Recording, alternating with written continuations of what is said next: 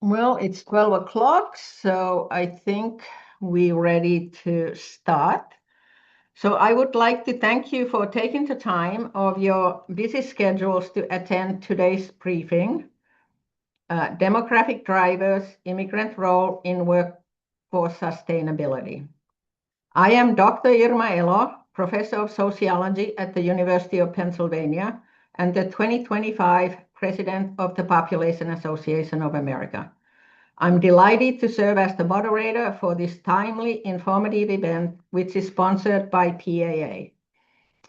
For those of you who are unfamiliar with PAA, it is a professional association comprising of over 3,000 population scientists, including demographers, sociologists, economists, and epidemiologists who are conducting research on the individual, social, and environmental consequences of human population change. Population scientists, including today's panelists, rely on funding from the nation's scientific research agencies and data from the federal statistical agencies to conduct their research and research training. The research featured in today's briefing underscores the integral role that, in particular, the National Institutes of Health, Census Bureau, and other federal scientific and statistical research agencies play in supporting population research. The topic of today's briefing is a great illustration of how population scientists inform contemporary policy issues. I'm joined on the panel today by four distinguished immigration experts, Dr. Matt Hall, Dr. Catalina Amuedo Dorantes, Dr. Philip Connor, and Dr. Chloe East. Their complete bios are posted in the chat. I want to just mention a few housekeeping matters before we begin. The speaker slides, bios, and recording of this event will be posted on the PAA website and in an email to you after today's event. Speakers are not here to advocate for specific policies, and any positions they may express are their own and do not necessarily reflect positions taken by the PAA. The speakers will each take no more than 10 minutes, and I will then give a brief summary of the key points raised and moderate a question and answer session. If you do have a question at any time of the webinar, please put them in the chat. Thank you very much for your attention, and I will now turn the platform to Dr. Matt Hall. Great, thanks, Irma. Give me 1 second to pull my slides up.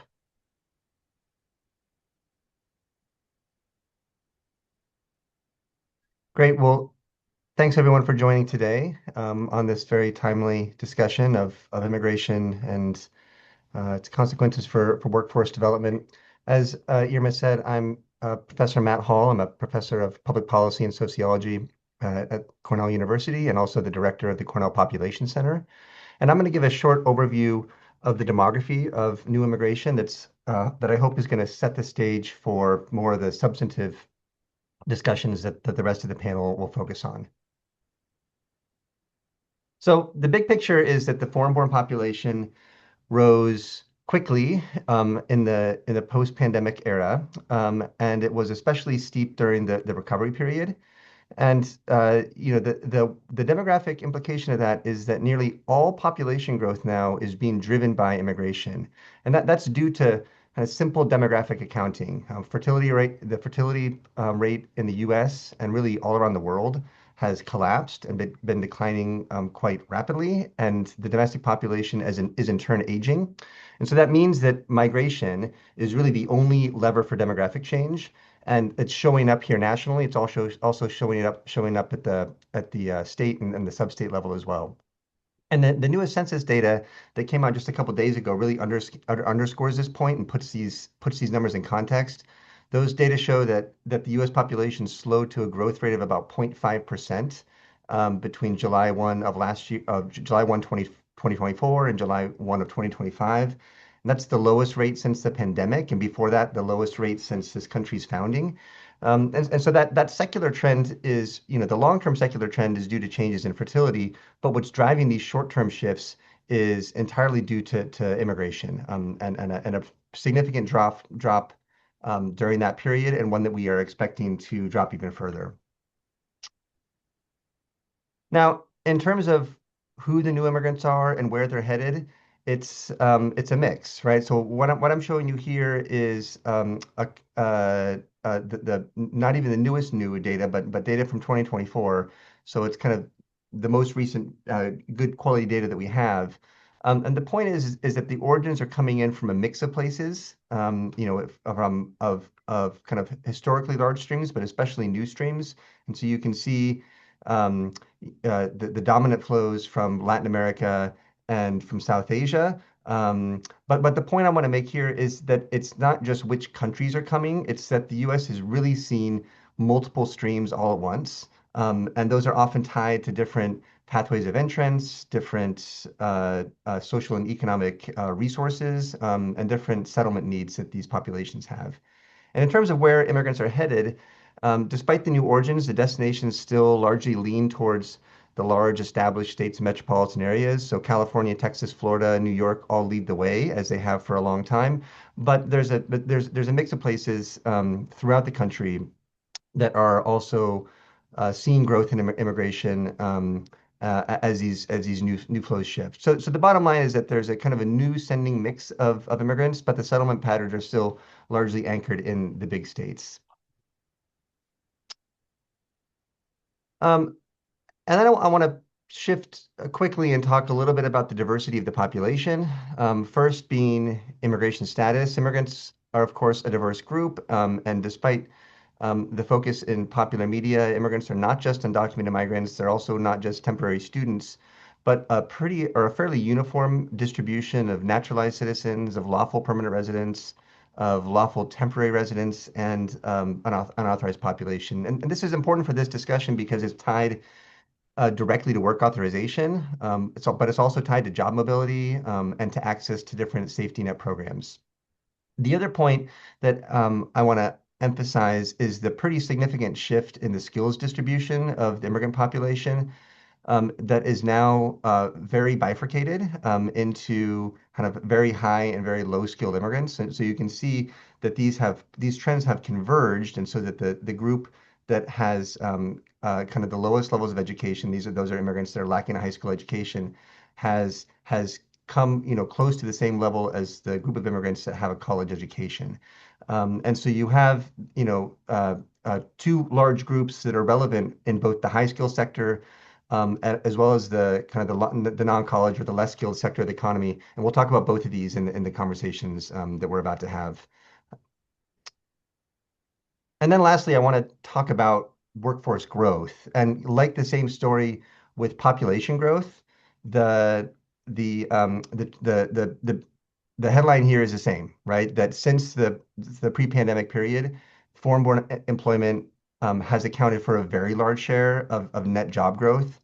And this matters for a large number of reasons, but it's especially important because it's not confined to just one industry or one niche. And actually, if you look at the fastest growing industries since the pandemic, you can see that all of them had outsized growth of the foreign-born population, and that very significant shares of that growth were due to immigration. And so when we're thinking about capacity constraints, whether in housing construction, in care, in transportation, in food services and amenities, it means that immigration policy is really a real labor supply consideration that we need to be talking about. Okay, now I'm going to pass things over to Catalina Amoedo Durantes, who's going to talk more about the impacts in the agriculture and care sectors. Thank you, Matt. And well, good morning or good afternoon to everybody. Let me share the screens as well. Sure. Yes. All right, so thank you, everyone. I am going to talk about how immigration enforcement affects two essential workforces, agriculture and home-based care. And the key message of this brief presentation is to emphasize that enforcement does not necessarily eliminate existing labor demand in these sectors. it ends up reshaping how work is organized, and this has consequences down the line for access, accountability, and basically service quality. So one thing to emphasize is that I focus on these two sectors because they are both essential. Both of them have experienced significant staffing pressures, and they both rely heavily on immigrant labor. So this implies that when enforcement tightens, hiring doesn't necessarily stop. It just simply, as I said before, reorganizes, and that is basically what I want to discuss today. So this slide actually gives a glance of the immigrant workforce composition in these two sectors. On the left-hand side, you can see basically the share of immigrant workers in different positions within the health sector. And on the right-hand side, you can see it for crop farm workers. And one of the things that stands out is that immigrants in both of them represent a very large share of workers, especially in what we could consider hands-on roles. Okay, and that baseline really matters because any enforcement shock is going to disproportionately affect these jobs. So, for example, here you can see that in particularly in home health aides, they account for about 40% of the workforce. And in agriculture, not surprisingly, many years, like around the 2000s, it was 80% of the workforce. The data that I'm going to be basing some of the graphs that I'm going to be showing today basically are primarily administrative data on agriculture hiring through the H2A program, along with detailed quality data for home health agencies. That is matched with the staggered rollout of secure communities across counties in the United States. So moving on to agriculture, agriculture is a sector that has experienced for a very long time important labor shortages, has historically relied on undocumented workers. At the end of the day, crops still need to be harvested on time. So basically, farmers many times, as enforcement tightens, they basically adjust how they hire. And the first adjustment that we see is really in scale. So H2A positions have more than tripled since the mid-2010s, showing that basically this legal hiring expands the moment that basically we have intensified enforcement. In this slide, I wanted to basically emphasize that this increase in hiring does not occur necessarily uniformly across all positions within agriculture. So interesting, basically as enforcement tightens, the H2A requests and approvals rise primarily in what we would consider basically core time intensive or critical tasks in agriculture, like for example, harvesting and planting, not necessarily in peripheral tasks like packing or transportation. And it is also important that another thing that we observe is that hiring increasingly runs through contractors. And this reorganization matters because it shifts recruitment as well as oversight away from farms. So whenever this weakens accountability, whenever problems about pay or housing or safety emerge. So this is also a very important issue. And finally, one of the things that we also observed is that enforcement also raises experience requirements when hiring. And so, interesting enough, it doesn't necessarily go along with higher wages or training, okay? And what this implies is that it may narrow actually job access, excluding new or less experienced workers, even as this legal hiring is expanding. So overall, in short, the H2A program fills labor gaps, but enforcement-driven reorganization basically weakens oversight and limits access. And that's the trade-off pretty much on the agriculture side. So turning to care, I put these two graphs because I wanted to emphasize basically the very rapidly and fast-growing demand for home-based services in the United States that you can see in the graph on your right. Okay, and this is not surprisingly because of population aging, as you can see also on the left-hand side. Okay, so this is a sector that is expanding very rapidly and at the same time is struggling to staff. This is actually a graph that basically is trying to depict that most of the care in the United States, long-term care, is actually provided by family members. But when these arrangements basically break down, families often turn to institutions or home health agencies. So there are staffing constraints that emerge that have real consequences, and those are the ones I want to point out. I also wanted to point out that home health care is extremely expensive, it's costly, many times prohibitively so for many Americans, institutionalized care even more so.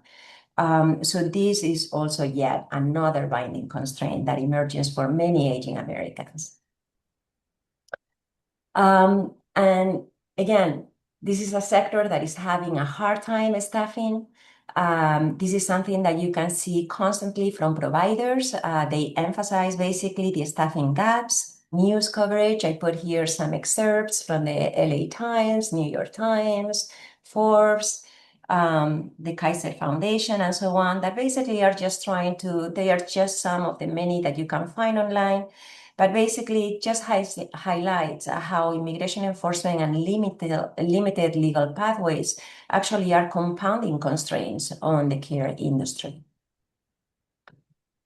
So using secure communities rollout, this graph is actually showing that basically as you increase enforcement, one of the consequences in the care sector is basically the lower home health agency quality of care. So you can see basically that the moment that you intensify that enforcement, basically the quality of care significantly decreases. And I wanted to also show, just like I did for agriculture, that this is not uniform. It's particularly concentrated in basically privately owned agencies, but those agencies actually account for almost 90% of the market. Okay, so basically, this again suggests pretty much staffing pressure rather than public provision effects. And finally, going a little bit deeper into that quality index, one of the things that we observe is that declines are modest, but it's something that you find systematically and concentrated actually in what we would consider aid-intensive tasks. So this is helping bath the elderly or medication management, not necessarily hospital admissions. And this is, again, very much consistent with workforce strains.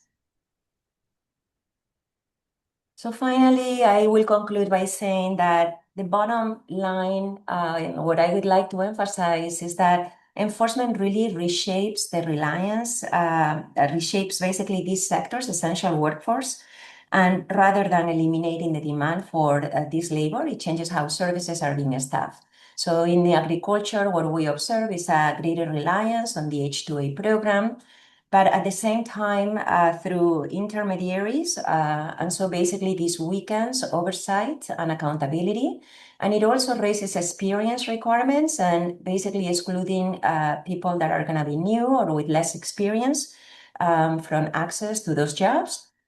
And finally, in home health care, one of the things that we observe is that indeed this enforcement is accompanied by an increased demand for institutionalization and other cases, also home-based care.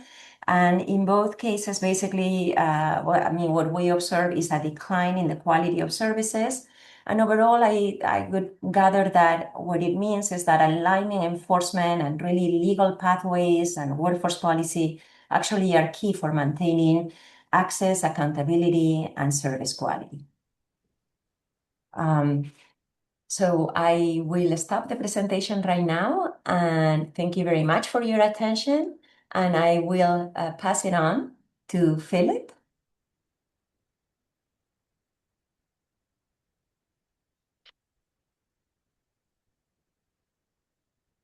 Hello, hello everyone. Just give me a moment here. There we go. I want to thank the organizers for inviting me to be part of this very important topic. I'm Philip Connor. I am Research Fellow at the Center for Migration and Development. at Princeton University. Prior to being in this role just last year, and for years earlier, I was at Forward.us, which is a pro-immigrant lobbying organization to be able to look for pathways to immigration reform within our country. And today I want to be able to focus some of the research that I have done in those previous years aimed at looking at the skilled workforce and our global competitive edge as a country vis-a-vis other countries in the world. There's many directions I could go in this research, but I just want to share some of the particular items that I have produced along with colleagues over the past several years.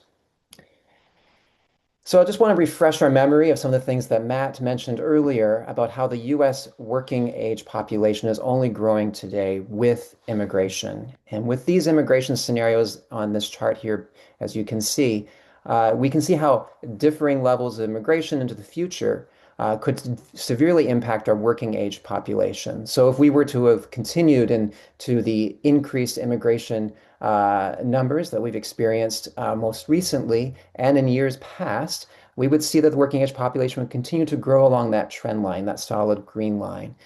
But as an extreme kind of comparison with zero immigration into the future, we could see how quickly the working age population would decrease. And that is important because it does has a bearing on the size of our economy going forward. So if we just look at the projected GDP per capita in 2040 under a low immigration scenario, which means about 500,000 net number of immigrants per year entering, compared to a high immigration scenario, which is about 1.5 million net number of immigrants per year, we can see the differences in the projected GDP per capita. And when it comes to our global place within, as an economy within the world, we can see of how changing levels of immigration has a bearing on the actual economic standing of the United States vis-a-vis other countries. So for years, the United States has enjoyed this role of being the world's largest economy. But as time has gone on, China has been continuing their pace in their growth and in their economy. And in fact, when these analyses were done several years ago, there was some anticipation that China could actually eclipse the US size of the US economy within just a few years. Now, these are a little bit old. Things have changed in terms of the demographic situation in China, but still there is a high competition of who will be that largest economy globally. And we can see that different levels of immigration within the United States has a bearing on our size of the economy and therefore in terms of competitors, including China and India. We also know that depending on the type of immigration system that we have as a country, whether it be a majority family immigration system, which is what we more or less have today, compared to a majority high-skilled immigration system, we can see that both would lift the US economy under different high levels of immigration to having a continuing growing GDP vis-a-vis lower immigration scenarios. In fact, the majority family would actually be a slightly faster and accelerated growth. That's largely because majority family immigrants are less likely to emigrate and perhaps also at times have lower levels of fertility. Nonetheless, both systems would actually see our economy grow as a whole and then vis-a-vis compared to other nations around the world.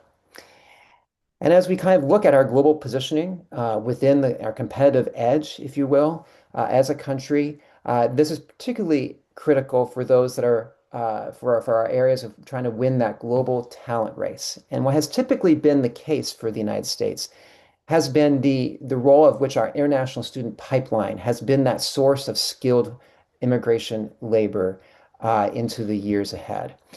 And so in a study that we actually conducted looking at international student graduates and how they could help us win the global talent global talent race, we essentially partnered with a survey organization looking at international students prospectively, looking at where they were intending to go to college in the future years, and how they might want to stay and work permanently in the United States as well as other countries following their graduation. And by those survey results, we were to estimate that basically each year, about 100,000 international student graduates of US colleges and universities would like to stay and work permanently in the US if they had a straightforward path by which to do so. And in fact, if they were all to remain and contribute to our economy, they could add up to 233 billion to the US economy and their wages alone, and perhaps reduce the STEM-related talent gaps, shortages by about a quarter that would be that we anticipate could have occurring in terms of these labor gaps, these labor shortages in the decade ahead.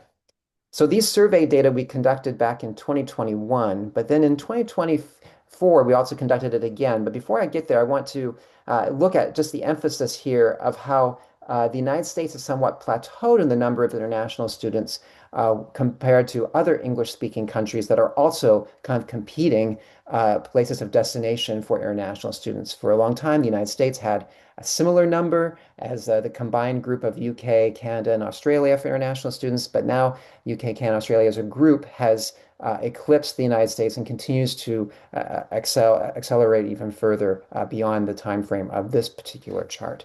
And so we are starting to lose that competitive edge if we look at just the international student pipeline vis-a-vis this combination of other countries.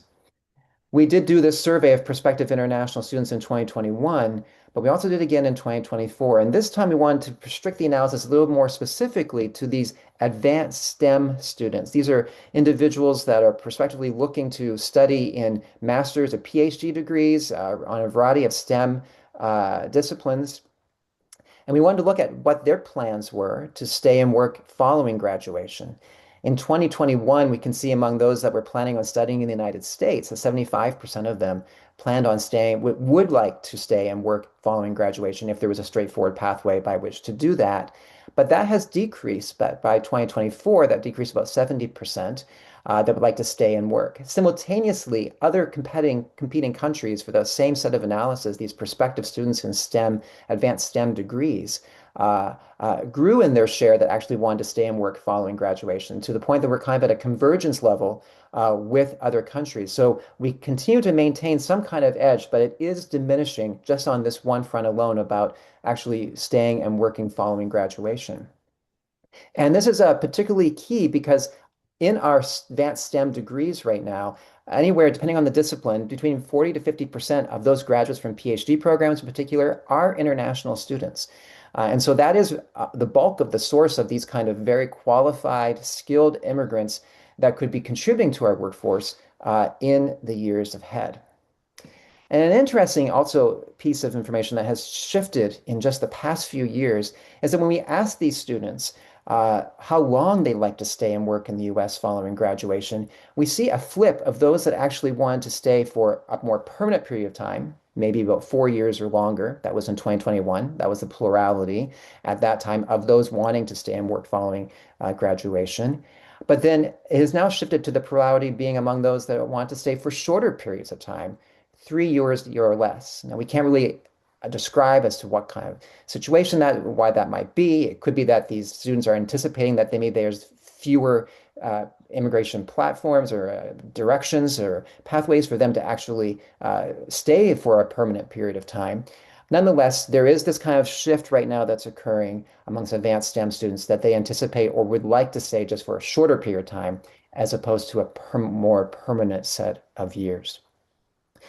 And we were able to apply some of these actual survey data to one industry in particular, in the semiconductor industry. So we know that there are many factories and many other kind of aspects to the semiconductor industry in terms of research and so forth across the nation that's occurring. And we're able to take some of the Semiconductor Industry Association's numbers and the projected levels of needed, skilled, knowledgeable workers in this particular industry across the nation in different specific sites and specific regions and states.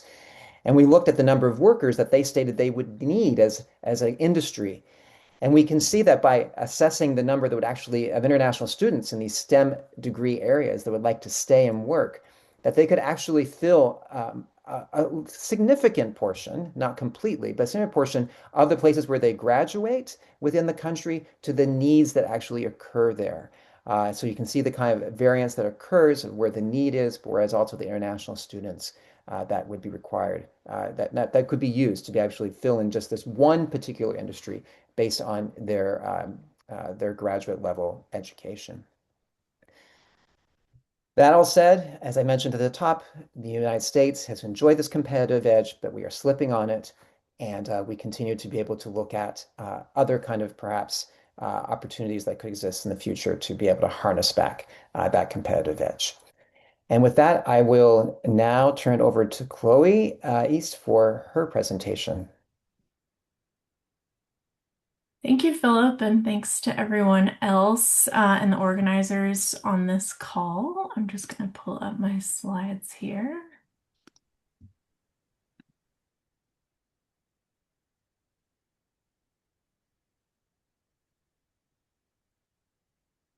All right. So for those of you who don't know me, I'm Chloe East, she, her. I'm an associate professor of economics at the University of Colorado Boulder, and I'm also involved in the CUPC, the population center that we have here at CU Boulder. So I'm going to pivot a little bit from some of the previous topics to think about how immigrants contribute to the feasibility and funding of key social insurance programs that we have in the US because of their important contribution to the US workforce overall. So I'm going to start with a figure that will look familiar to you from Catalina's presentation and kind of highlights some of what Matt was talking about as well. But we are seeing this huge demographic shift in terms of the US-born population in the US, as is shown on the right-hand side graph. The left-hand side panel is for 1960, the right-hand side panel is for 2018. And you can see that because both life expectancies are growing in the US and fertility rates are falling, that we're seeing a big shift towards an older population among the US-born folks in the US. And so this is a big issue for two of our major programs that are intended to support the elderly population in the US, Social Security and Medicare. And this is because both of these programs operate under a pay-as-you-go kind of model, where current workers who are paying payroll tax for on their work support the current retirees. Apologies, that's a typo on the slide. Current workers support current retirees through the payroll taxes that they're paying. And so as we have a shrinking number of people who are working age and a growing number of people who are elderly, the number of people paying in is shrinking relative to the number of people who are benefiting from these programs. And that's really the sort of underlying challenge that we face with both Social Security and Medicare in the US right now. So Social Security, the trust fund is projected to be depleted by 2034, given current data, and the Medicare trust fund is projected to be depleted by 2031. And this doesn't mean necessarily that it would fall to zero, but would mean that we would have to make big changes to these programs in order to keep paying benefits to eligible folks. So turning to where immigrants fit into this policy challenge that we are facing in the US, this is the same graph, but for the foreign-born population in the US, 1960 and 2018. And what's really striking about the 2018 graph is that you can see that most foreign-born people in the US are of working age. And most immigrants in general are of working age and therefore are paying payroll tax and pay into Social Security and Medicare. But many immigrants will never receive benefits due to eligibility constraints or won't receive benefits for many years until they themselves become elderly. So I'll talk about the eligibility rules a little bit more on the next slide, but I think the main takeaway I'd like you to have from this is that immigration, because of this age distribution that you see on the graph, can help ease the demographic and therefore fiscal pressures that we are facing in these two key programs in the US. But they're not going to be a silver bullet that makes these programs solvent forever, in part because immigrants themselves will eventually grow old, as we all do, and some will be able to claim both Social Security and Medicare benefits. Along those lines, I do want to note that a national study that came out about the fiscal impacts of immigrants more broadly, not just focusing on Social Security and Medicare, before the pandemic, found that immigrants, when compared to similar US-born people with similar levels of education, immigrants have a more positive fiscal impact than their US-born counterparts. And I do also really want to note here that while I think these fiscal impacts are informative, and I can point folks to this study if you're interested in reading it, I do think that we should keep in mind that fiscal impacts should not necessarily be the sole basis for policymaking.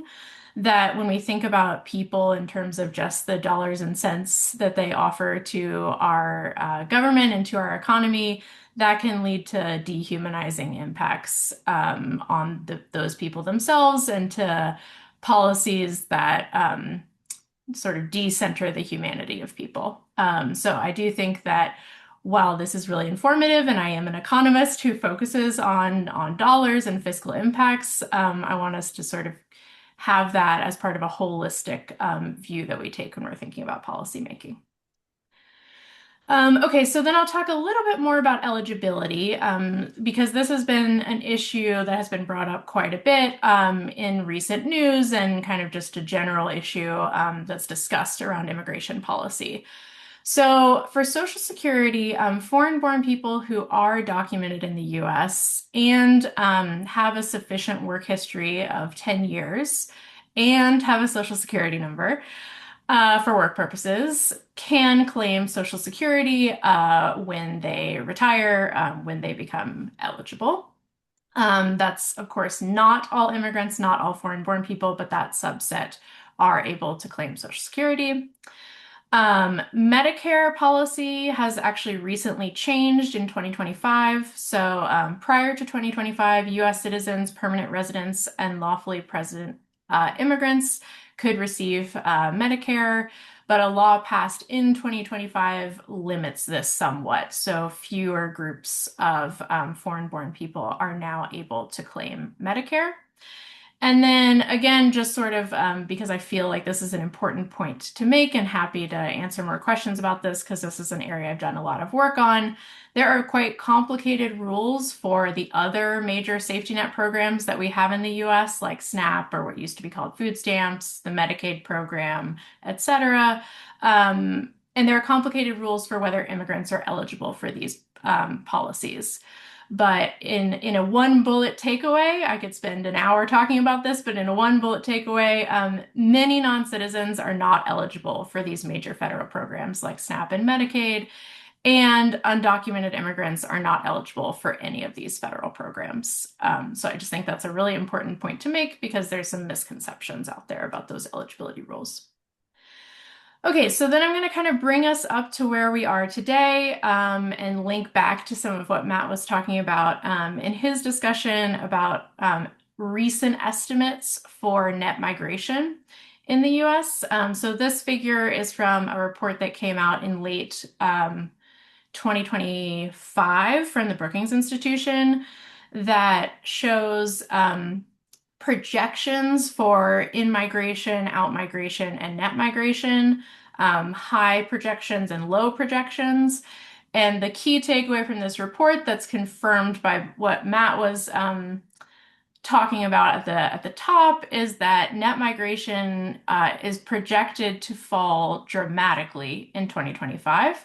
This report suggests it might even fall to negative. I think that is still, as you can see by the sort of high versus low estimates, that is still to be determined. One of the challenges that I'm facing as an immigration researcher and that I know many other people are facing is that it's very hard to have real-time data about the size of the immigrant population, especially when you start to think about subgroups of the immigrant population that might be policy relevant, like those that are being impacted by ICE activity right now. And so I think this is a real challenge for researchers, and this piece by the Brookings Institution did a heroic job of looking into the data to try to come up with estimates while we're still waiting for more formal estimates to come out because those are released with a big lag. But turning back to sort of the point of my presentation, what this report showed and what that census data release that Matt was talking about is pointing to is that if we are seeing a big fall in net migration in the US, this is going to cause even greater fiscal challenges for the Social Security and Medicare programs than we're already facing.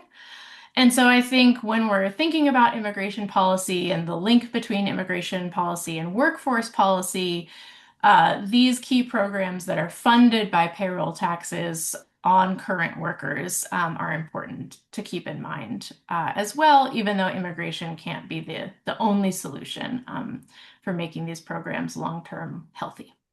So I will wrap it up there and turn it over to Irma. Thank you. I would like to start by thanking the panelists for very informative presentations. And I want to just summarize a few takeaways that I heard that I think are important for us to remember. And I also encourage you to put your questions in the chat. I've been monitoring the chat and I don't see questions. So I very much encourage you to put in your questions and I will look at the chat and I will ask your questions of the panelists. But let me just summarize a few takeaways.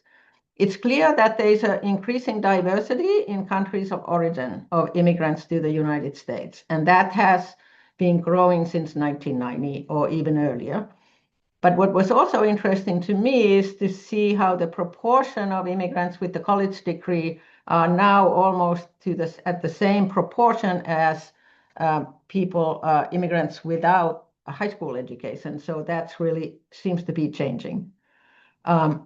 US working age population is growing only with immigration, and that has many implications. It has implications for support of social insurance programs that rely on payroll taxes, as Chloe highlighted in her presentation. But Catalina points out that there are certain sectors of the US economy that rely heavily on foreign workers. She highlighted agriculture and care work, but in Matt's presentation, we also saw how many foreign-born workers are in construction, transport, and professional services. So they are contributing way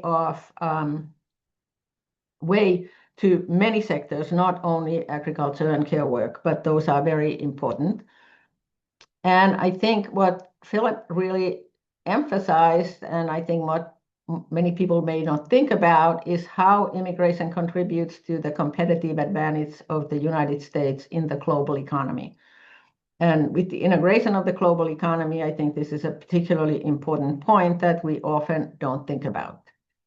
So with that, I would like to start with your questions, but I don't. If you put your questions in the chat so I can direct them to the panelists. So I would like to ask the panelists to join me so that we can move on to the question and answer period. So there is one question that I would, I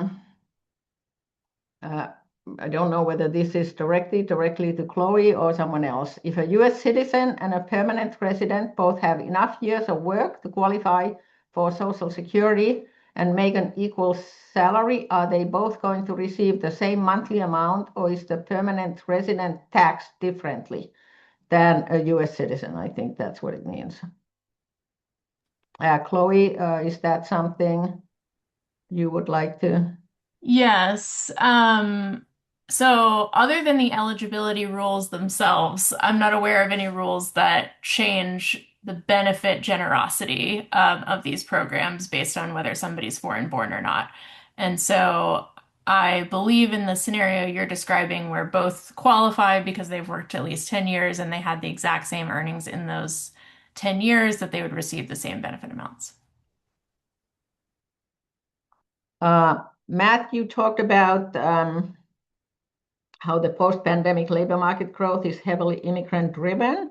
Somebody raised the question of, do we know anything about which state may be going through a harder time recruiting workers, or is that something that the data doesn't provide on a Yeah, regular I don't basis? know if we have that granular of data. I know, and Catalina, maybe you can describe this. I know California has gone through a particularly challenging time, um, but I don't think we have the data to really answer that question directly. You're on mute, Katie. Yeah. Can you repeat the question again, Irma? Which state might have the hardest time recruiting foreign workers? That was someone had raised that in the chat. Yeah, I don't think that necessarily there is a particular state, but I think that there's a bunch of studies. There's a lot of work done on what are immigrant-friendly states. And so states that have more immigrant-friendly policies and more active labor markets are going to have an easier time attracting immigrants than those that do not. So it can go anything. I mean, you can have a variety of policies that facilitate immigrant living from having access to driver licenses, to offering state tuition, offering sanctuary policies, faster licensing, and so on. And those are policies that actually can attract more immigrant families. And I would add here, if I may, Irma, of just Yeah, sure. the demographic shift that we're seeing within the United States, aging population in particular, is particularly felt in rural areas vis-a-vis urban ones. And so these are areas where worker shortages are particularly challenging, and the revitalization of these economies, largely by experience of those that are revitalizing, is occurring through immigration. And so that is the path forward for many of these rural economies to be able to keep schools open, keep churches open, keep a variety of their institutions open within their area. So that has been kind of a success story that often we don't hear of as much, but it is one that is really prevalent for those kind of turnarounds that exist in those communities. Yeah, there's a sort of a related question about the importance of immigrants, related to what Catalina talked earlier, is the importance of immigrants in the healthcare sector. And do we know anything, if anybody has sort of modeled what physician shortages or hospital staffing or nursing home shortages might look like over the next several years if these current policies or immigration regime stays the way it is now? And that might be particularly difficult for states and rural areas that rely on immigrant healthcare workers. So, Catalina, do you have any, or anyone else have Yeah. No, there is quite a bit of work looking at basically how immigration policy has been constraining the healthcare sector in different ways. And even sometimes industries, and Chloe has also some work on this, that are also related to basically caring, so indirectly. So maybe you have somebody that goes to the house and helps with cleaning or cooking a meal or allows you to age in place. And if you don't have access to this population, then basically a lot of Americans turn to institutionalization or other forms of care that are not only more expensive and prohibitively expensive for many Americans, okay, but also the fact that there is also a shortage in the healthcare sector. So in the slide that I put at the beginning, in some of those sectors is 40% of the workforce. That's huge. I mean, immigrants represent about 14% or 15% of the population. So if you go by that count, I mean, it's a huge overrepresentation. If you have any policy that shocks that sector, the gap that you create is huge. And there is already, I mean, I just put like excerpts of news, but every day you will open the newspaper and you find, or different sources, and you find that there is a shortage of labor in the healthcare sector. Those are really tough jobs. It's difficult to move elderly people, bath them, feeding them, etc. And immigrants, a lot of them providing that type of care. There's also math sort of related question here that you argued that post-pandemic labor market growth is heavily immigrant driven. So there's a question related to what's the effect of immigrant workers on US born workers, and what cases do immigrants complement US born workers, and in what cases might they substitute them? Philip and others, you're welcome to pitch in on that question. I probably look to my economist colleagues to answer that one, but then that's a big debate. There's a long-standing debate about the impact of immigrants on native-born workers. My read of the literature is that there's somewhat of a consensus that the impact is small, but it's variable across sectors. And so I don't know, Chloe and Catalina, if you want to respond further. I can weigh in on this. I mean, I agree with your reading of the literature, Matt. Yes, this has been long debated by economists, but there was also another National Academy of Sciences report that came out that tried to do a synthesis of the research on this point. And I think it is a little bit of a nuanced story, so hard to sort of summarize in one sentence. But basically, any negative impacts are small, and typically the sort of competition story where immigrants are competing with US born workers for the same jobs mostly happens at the bottom of the distribution for like the lowest wage jobs, for the jobs that require the least amount of education. And usually for US born workers at all the other points in the distribution, immigrants are net positive because of these complementarities that you referenced in your question. I don't know if Catalina, you want to add to that? No, I think that is pretty much it. I mean, overall, the consensus is that the impact is many times either null or sometimes even positive in some sectors. I think that what Philip also was discussing on innovation is particularly crucial to have basically the ability to attract foreign talent and retain it.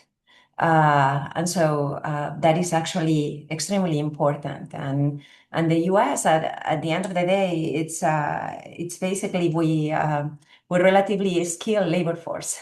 So so I think that overall, I mean, we have been able to benefit tremendously from the immigrant workforce in this country. Yeah, I guess I'll just add one more brief thing on this point, which is that my work and lots of other work shows that immigration enforcement that reduces the immigrant population size very clearly has harmful effects on US born workers overall. So immigrants who are already here and integrated into the economy, removing them does not have any positive labor market effects for US born workers. Maybe a somewhat related question is that if there is an easing of immigration restrictions with different federal administration, what type of historical evidence might we have that how long would it take if we have a negative impact now, how long might it take to move forward in the future? Philip, your data was somewhat outdated. Maybe you have some sense of what would it take to gain or regain the advantage that US might have had in the past. I mean, in most recent history, we have an example of this, correct? So, like, as at the end of the first Trump administration, coming into like 2019, and also partly because of the COVID situation, we saw a very drastic drop in the number of immigrants that were entering our country.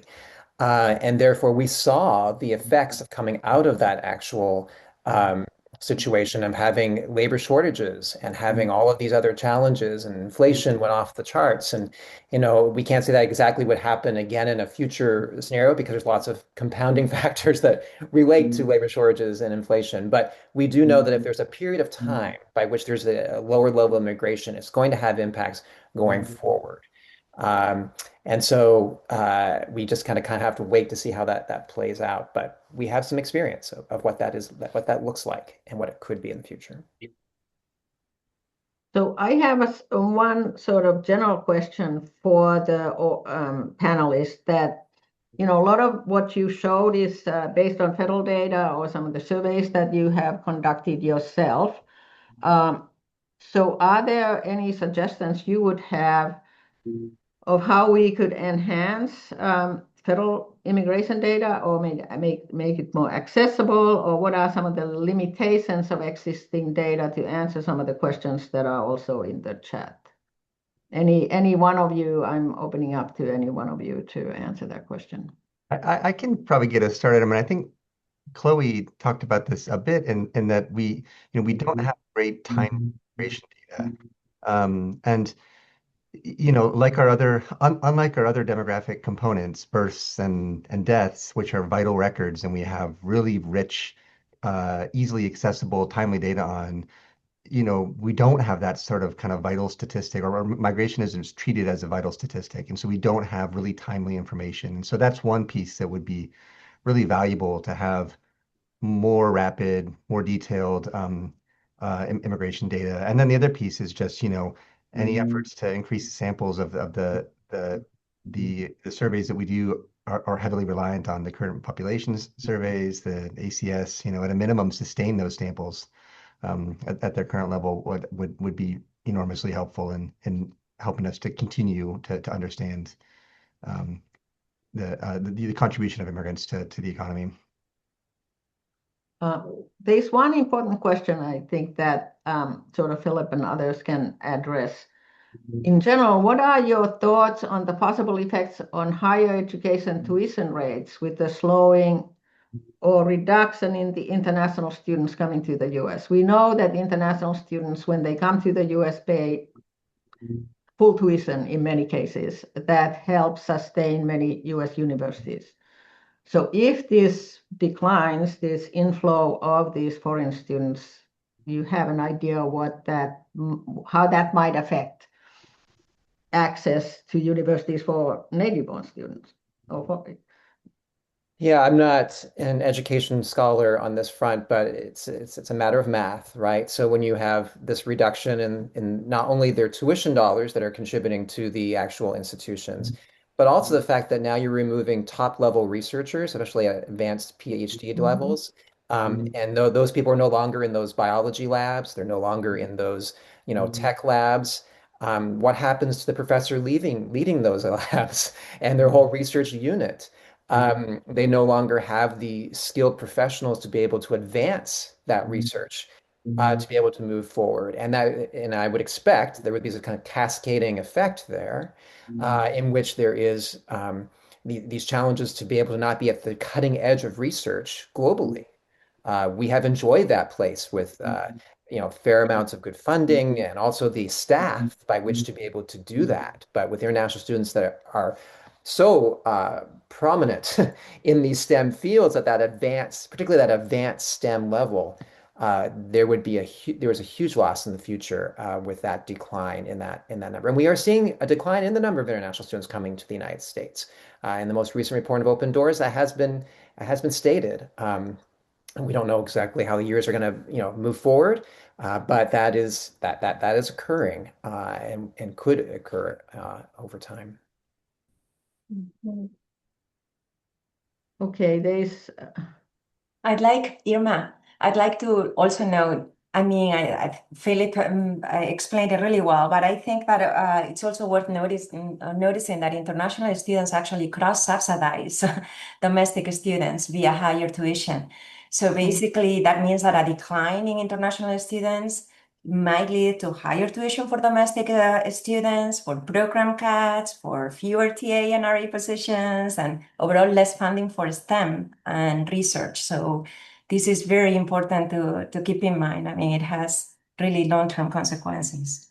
Okay, we just about out of time, so there are still questions in the chat that unfortunately we can't get to all of them.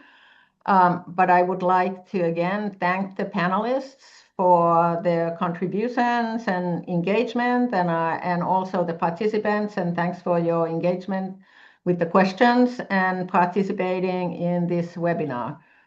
So thank you very much, everybody, and I'm sure this conversation will continue, and you will get, I think there has been questions about, will you get copies of the slides and the recording, and these will be posted on the PAA website, but they will also be emailed to you after today's event, after we have had a chance to put it all together, and you will receive slides as well as the recording. So thank you very much, everyone, especially the panelists and the participants. Thank you. Thank you. Thank you.